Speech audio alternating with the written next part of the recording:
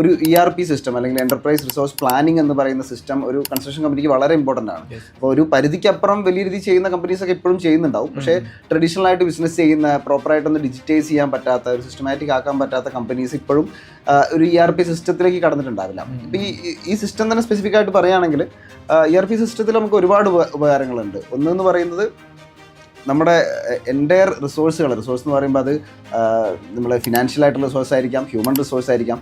ഇതിനൊക്കെ കൃത്യമായിട്ടുള്ള ഒരു കൺട്രോളാണ് അവിടെ ഉണ്ടാകുന്നത്. അതായത് ഓരോ ഡിപ്പാർട്ട്മെൻറ്റിലത്തെ ആൾക്കാർ എങ്ങനെയാണ് വർക്ക് ചെയ്യുന്നത്, അവർ എപ്പോഴത്തേക്കാണ് ഈ വർക്ക് തീർക്കുന്നുണ്ടാവുക, അല്ലെങ്കിൽ എന്തെങ്കിലും ബ്ലോക്ക് ഉണ്ടോ എന്നുള്ള രീതിയിൽ ഒരു ഹ്യൂമൻ റിസോഴ്സ് ആസ്പെക്റ്റിൽ എല്ലാവരെയും മനസ്സിലാക്കാൻ പറ്റും. അതുപോലെ തന്നെ ഈ കൺസ്ട്രക്ഷനിൽ പ്രധാനപ്പെട്ട ഒരു കാര്യമാണ് മെറ്റീരിയൽ എന്ന് പറയുന്നത്. അതായത് 10-12 മാസത്തോളമുള്ള പ്രൊജക്റ്റിന് വേണ്ടിയിട്ട് പല സമയത്തായിരിക്കും മെറ്റീരിയൽ സോഴ്സ് ചെയ്യുന്നുണ്ടാവുക.